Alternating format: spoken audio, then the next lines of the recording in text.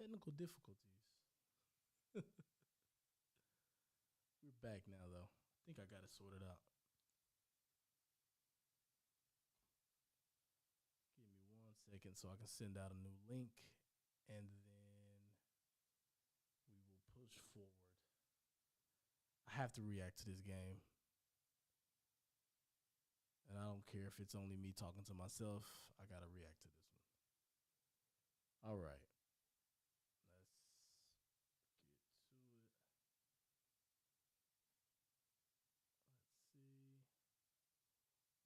Almost ready.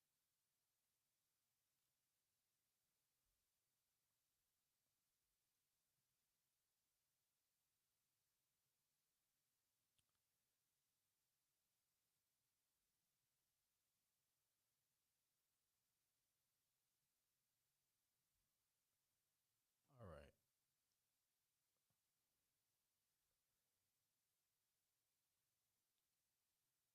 Cool. Regardless of what it is now, I'm live. I think we are good to go. So yeah, so I guess I'll start over from the beginning because this is a new video since the first one failed on me. But so UTSA wins against Texas State, a rivalry game, I-35 Rivalry. UTSA wins 20-13. It was a very, very, very, very tough game, and I have to admit, UTSA, we were just not at our best. We were not at our best. I think there was a lot of issues throughout the game, and we got to fix those, or we're not going to have a great season. And listen, to be fair, Texas State was not a bad team at all, but I think that is a team, even the Houston team, you can look at the talent that we have for the most part, and you can say that we are a better team, but we don't execute right now. We're not executing on offense. That's a huge problem. Our receivers are not creating separation. That's a huge problem. Now, I am happy that they got it together a bit toward the end of the game. They made some big plays. Tyke Kellogg made a few huge catches, one on a Hail Mary third down, basically, that Frank just had to kind of throw it up because he was under so much pressure, which that's a common theme, and I'm going to get more into that, and that's a problem. And then he made a couple good, and then we had a couple other guys who made some big catches too. But like, we have to do a better job at the receiver position of getting open. If you just think about some of the completed passes today, how many of them were open? We had a lot of quick game completed passes, but some of the plays down the field and things like that weren't open. We just had receivers that were making tough catches. That's a problem. That's a problem. Just think about our situation last year. And I understand that it is rare for us to have a Zachary Franklin, a J.T. Clark, and a Joshua Cephas all in the same receiving core. I understand how rare that is. But one of the things that's interesting, just go back and look at our highlights from last season and look at how many wide open passes that we were able to complete. Guys getting the ball and they're having 5 to 10 yards of space before they see a defender, right? We don't have that at all. That's the thing that is worrying me right now, because if we're not able to consistently beat man coverage, our receivers are not finding zone. They're not finding holes in zones right now. That's a problem. That's a problem. That's scary because I appreciate listen, our defense, let's just be clear about something right now. Our defense has 100% outperformed their expectations over these first two games. They held a Texas State offense that put up 42 points on Baylor last weekend. They held them to 13 points. Let's see, my volume is low. Okay, let's get it. Let's turn it up. Let's see if we can turn it up some. Give me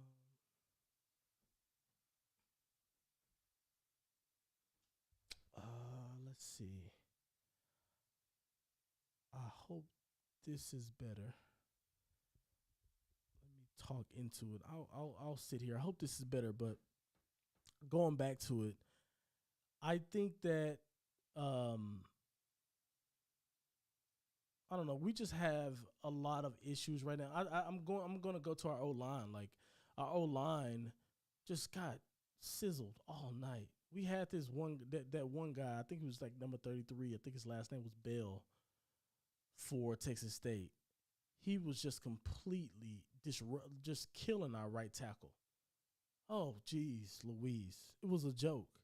And like we have to we have to consider that Frank, he just can't get hit this much. He almost didn't return due to injury, and now he's getting hit every other play. And I'm not blaming this on the players. I think a lot of this has to do with the play calling. If I'm just being complete, I'm not happy with our new OC right now. It's been 2 games, and we've looked like shit on offense. And I understand there's a lot of people like, well, we don't have Zachary Franklin, we don't have Darrien Clark. I get that. Like, I am not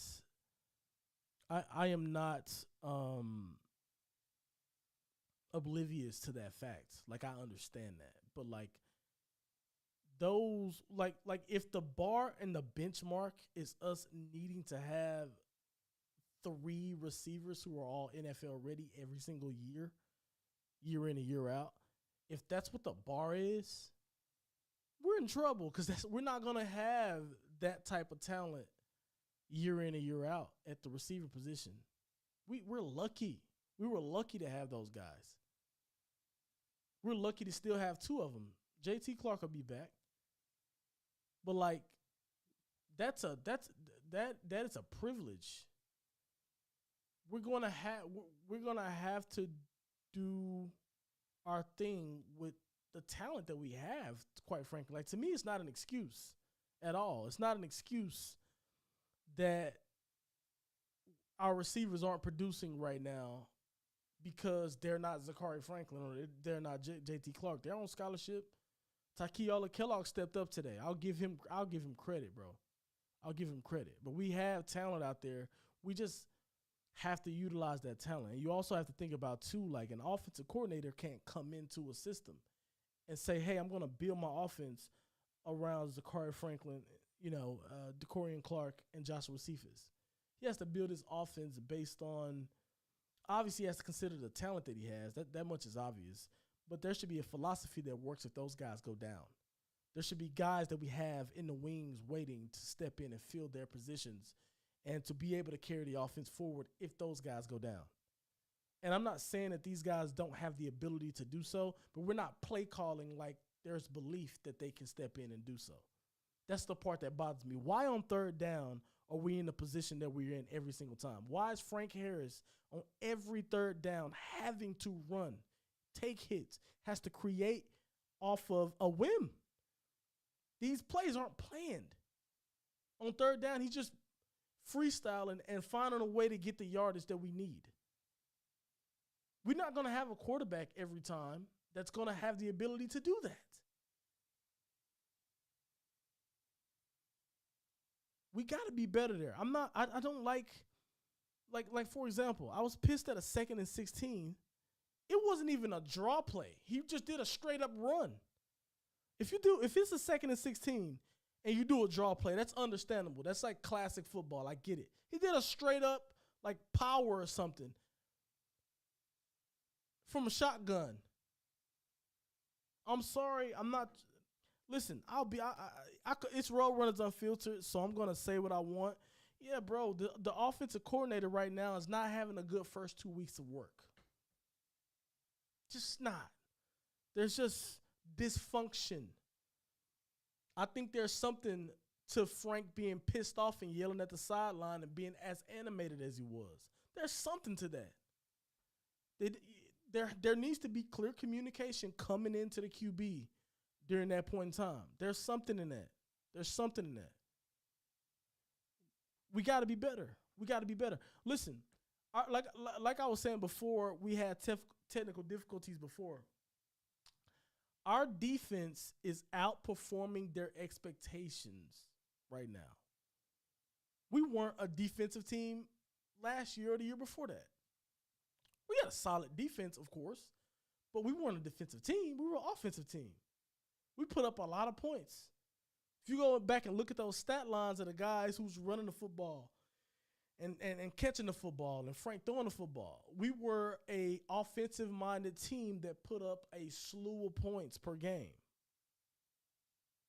We ain't putting up points right now. Not enough. So we're relying on our defense to hold prolific offenses.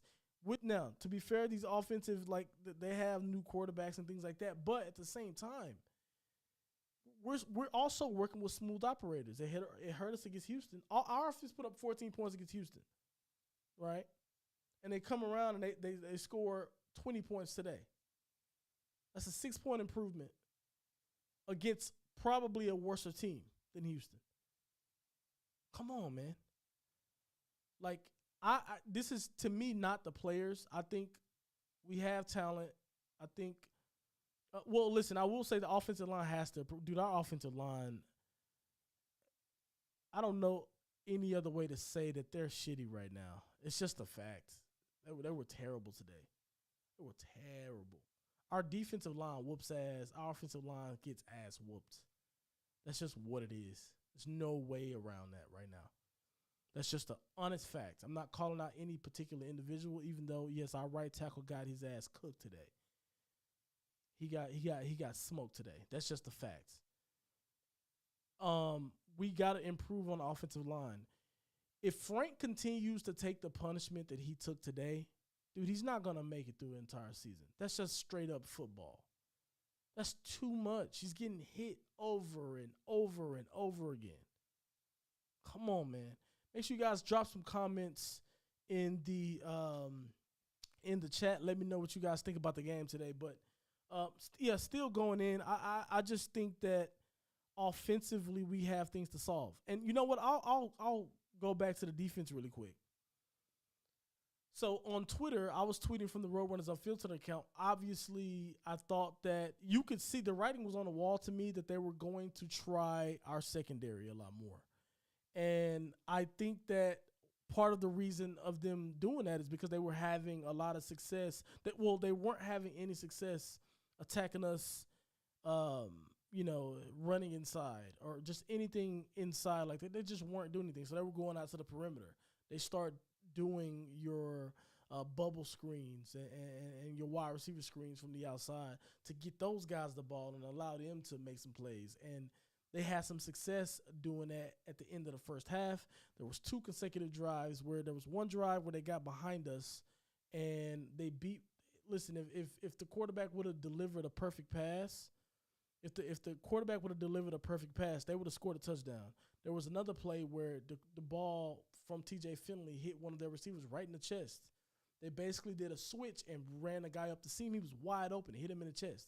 They came back later and capitalized on that and hit that same play 2 times in a row, and it eventually led to a touchdown. So what I will give our defense credit on is it was a weakness that I identified. I pointed it out on Twitter for everyone. And I said, hey, they're going to go back to this. They're going to go back to this because they don't have any interior advantage on us. But on the perimeter, they found some success. So they're going to try to attack that. And what did you see? They went away from interior work and they went to the outside. They start driving the ball downfield and they were having some success. What I will give our defense a lot of credit for is they locked that shit down in the second half. What is his name? Pig Cage with a textbook PBU that was beautiful from that linebacker position.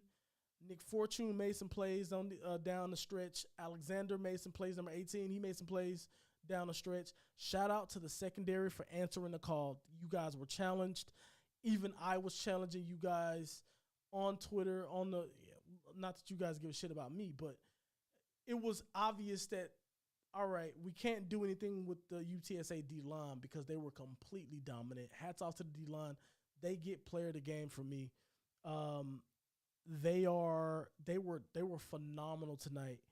And but going back to the secondary, they got challenged. They answered the call. Even in some situations where I felt like we were about to get scored on, they still made plays and they bent, but they did not break. And that was huge to why we won tonight. So Aiden Suarez says the O-line was not very good. They were terrible, bro. Let's be frank about it. They were terrible. They were terrible. They were terrible all night. All night. Now, to be fair to them, in a sense, they were under a lot of pressure.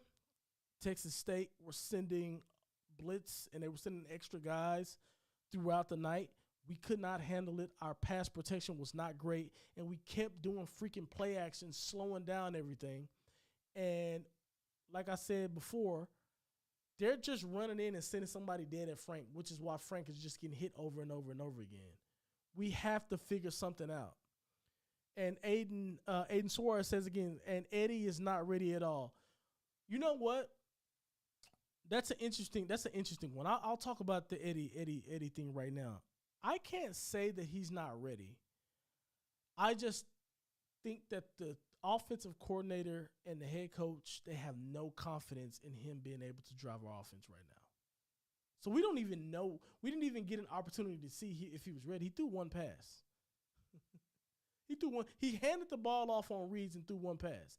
He took a sack, I believe, but that's it. So it's not fair to say he isn't. I personally don't think it's fair to say he himself is not ready. What I will say is the coaches don't think that he's ready, and it is showing based on the play calling that they make whenever he's in the game. So that's a problem, and like that's another thing too. It's like, what if, considering how risky we are with Frank, why isn't our second string quarterback ready? You know? Well, he's been in our program for a couple years. Like, why is he not ready? And I know that you said it, and I kind of, it's not, I don't disagree with it, but I don't agree with it either. It's kind of like we just don't know yet. It's a question that's still out there. We don't know if he's ready or not. That's the thing. But like, I see how conservative the play calling is whenever he does get there, and I'm like, I'm not saying we should be aggressive, but we should have a backup quarterback that we can run our offense. It's a big pet peeve of mine. It's a big pet peeve of mine. How do you not get two quarterbacks prepared? I don't care how good the first one is. The backup quarterback, they talk about this in the NFL all the time. The backup quarterback a lot of the times is the most important player on the team. Am I lying? So why are we in the position where we have a backup quarterback and whenever he gets in, we just basically run the ball every time? Can't happen. And then my question there is, okay, cool. If we have a backup quarterback that we're going to take that approach with, right? Well, why the hell are we running our starting quarterback this much? Why are we risking him getting hit so much if we can't trust our backup quarterback? Doesn't make sense. Because the more hits a quarterback takes, the greater the risk of him getting injured. And they're not running backs. They don't want to take hits like that. And then, like, when you think about some of the play calling, they take a lot of hits that they don't see. That's why QBs get hurt a lot. They take a lot of hits that they don't see. They can't prepare. They can't brace. And their body goes in all kind of ways. That's why they get hurt more often than other positions that carry the ball, because they can't brace for some of the contact that they get because of the position they're in. They're trying to look downfield and throw footballs. So, yeah, like, gosh, and I hate that it's going to turn into a thing, but, bro, our offensive coordinator, I am not the biggest fan of him yet because he showed me shit the first two games. That's just a fact. That's just a fact. That's such a fact. Let's jump into some of the stats. I think some of that is relevant if my computer allows. It is tripping today. I should fire up Apple because I paid a lot of money for this computer. All right, so got the stats pulled up here. UTSA with 372 total yards, 214 yards passing, 158 yards on the ground. I think that was nice. I called for Kavorian Barnes to get a lot more touches. He did. He actually did not have a great game, in my opinion. I think he missed some cuts. He missed some holes that I think that he should have took advantage of. He had 26 carries for 103 yards, no no touchdowns. He's right at 4 yards a carry. He had an all right game, but here's what I do like. What was I calling for last week? Kevorian Barnes touched the ball last week 17 times. I said he should touch the ball 25. He got 26 carries, and he also caught 3 passes. So he touched the ball 29 times. Even if he didn't do great, that's where we need to be at if we're waiting on the JT Clark. He'll be fine, but that's what I'm talking about. I will give our OC credit there. He understood that we needed to run the football a lot more than we did. Shout out to Robert Henry. I think he came in and ran the ball well. Shout out to Rocco Griffin, transfer from Vanderbilt, I believe, with the touchdown run. And I think he came in and ran the ball well. Shouts to them guys. The running game did a good job. And they did a pretty good job. I think Kevorian Barnes he left some meat on the bone. I think he's good enough to be able to, take advantage of some of those opportunities going forward. But I was happy to see that adjustment. Frank Harris was 26 for 37, 214 yards, and a touchdown, no interceptions. What I like about that the most and what kept us in the game is he didn't turn the ball over. If you add 2 or 3 interceptions to that game, we lose. He didn't throw the ball. He didn't turn the ball over. We win the game. He gave us a chance, kept us there. So shouts out to him. Huge shout out, like I said earlier, to Tyke Ola-Kellogg. 6 catches on 78 yards. He led the team in receptions. We'll tie for Cephas. Him and Cephas had 6 receptions. Cephas had 38 yards, and Tyke Ola-Kellogg had 78. So shouts out to him. Willie McCoy with a nice touchdown. Got to make sure I mention that guy. He did a great job. I think Chris Carpenter, they gave him some opportunities in the short passing game. He has a lot of speed. I like to get him one-on-one, get him a mismatch one-on-one, and let's throw him a deep ball and see if he can go outrun some guys.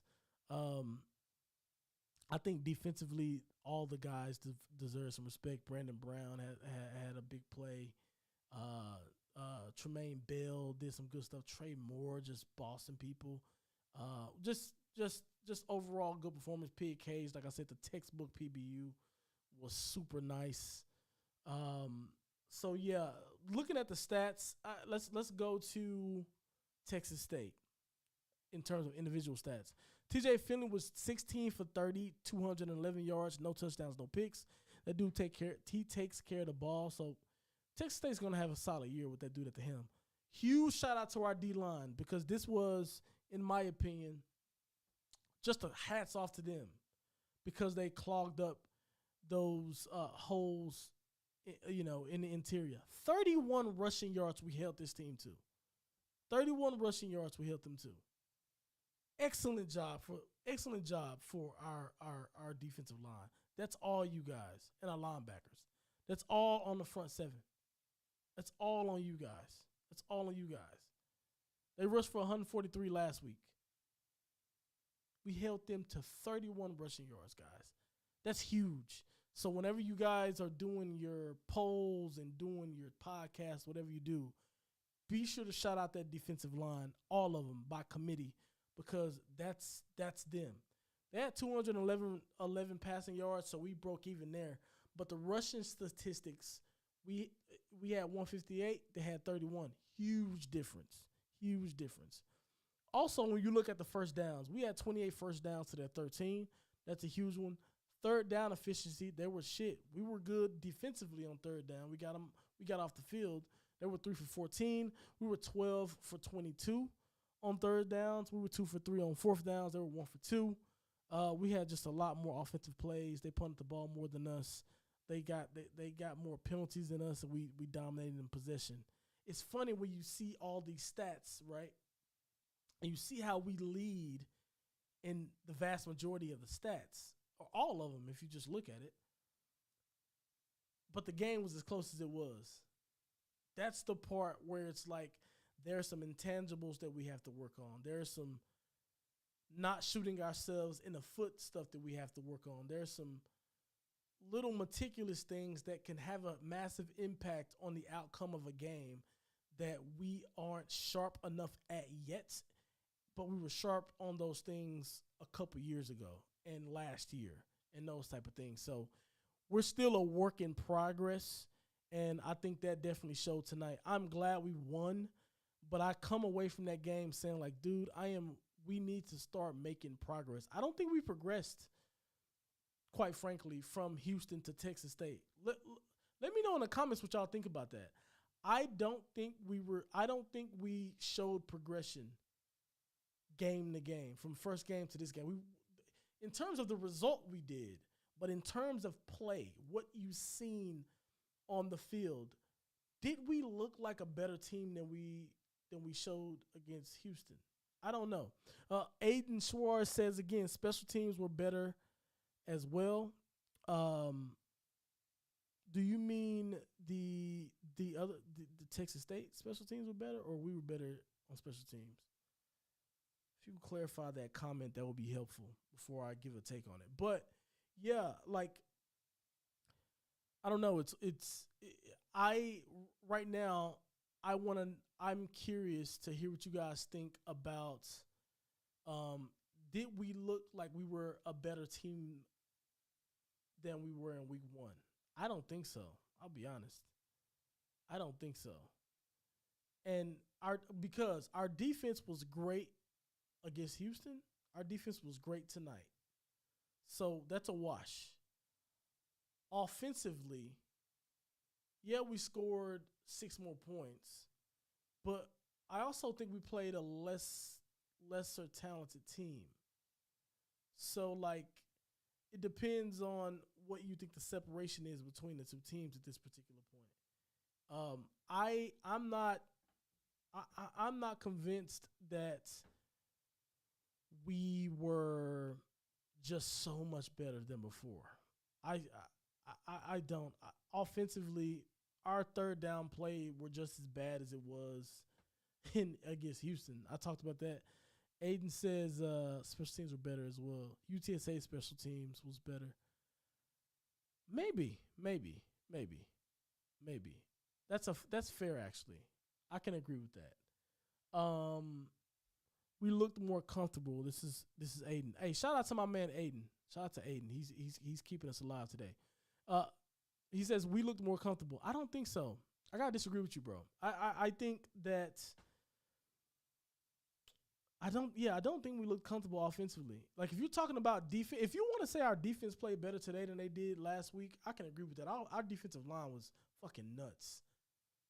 They were good. They were damn good. But our offense was just not as potent. It's not like our running game wasn't as potent. We had the same amount of rushing yards, or Kavorian Barnes had the same amount of rushing yards as he did in the first game, right? But in the first game, he had 10 less carries to get that same amount of yardage. So, do the math. I don't know. I think that we did take a little bit more.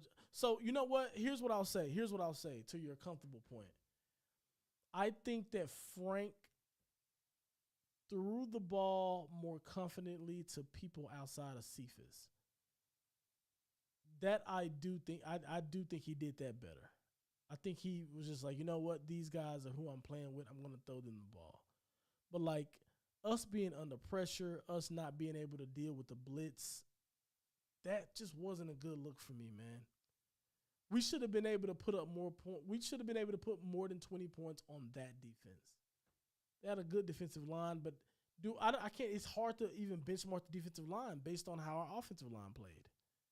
That is I don't know, just tough. It's scary when I think about. I'll just be honest with y'all. And by the way, this is kind of an announcement. I don't think I've announced it yet, but David Glasgow is joining me in studio tomorrow to do a recap of this game. So I'm giving a live instant reaction now. So I'm gonna save some of my takes for when me and him get together tomorrow. But I'm a little worried about the rest of our schedule. Like, think about it. We got Army. We got to be careful with Army. We didn't defend them well. We didn't defend them well at all last year, right? But our offense was flowing last year, and we beat them because of it. We scored 40. We had to score 41 points to beat Army. And I'm going to leave it at that. But I'll just give you, food for thought. Like, I'm going to do previews on the Army game and stuff later into next week. But think about it. We had to score 41 points to beat an Army team that is that focuses on discipline and stuff like that. Now, if you look at what our defensive line and front seven did this game in the first week also, you'd say, oh, we should be able to take them. I just worry about a team like that because even if we are great up front, that's assignment sound football, and they will take advantage of one mistake. They're going to score points against us. I hope it's not a situation where we have to score 41, but what if our offense is called on to put up those numbers? How confident are you that they can do that based on what they've shown these first two games? I'm not, unfortunately. And that's a lot of pressure on our defense. A lot of pressure on our defense. Aiden says only defense offensively, we are looking not the best. Gotcha. Yeah, so we're on the same page. Defensively, we're fine. We're fine. In fact, I'll be honest with you guys. Defensively, we are not only fine, we're exceeding expectations. We're doing better than I thought we'd do, 100%. 100%. Even the secondary, and I've been tough on them, but like I was tough on them last week. They gave up 17 points. Cool with that. We should, if we hold a team to 17 to 14 points in college, we should win with an offense that we have. We should win those games, right? We held a team to 13 points tonight. They bend, but they have not broke. Offense got to pick it up. That's what it comes down to. Offense got to pick it up.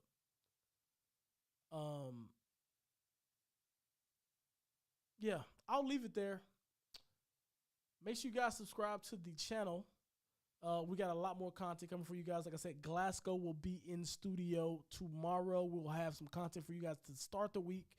Then I'm going to do a preview that's going to drop Thursday before the game against Army. So make sure you guys stay tuned for that. I really, really appreciate you guys being here for the stream. Shout out to Aiden Schwartz for all the comments. Shout out to Harry, too, for letting me know that my volume was shit. I hope it got better. And, yeah, guys, see you guys on Twitter. And birds up. We outie.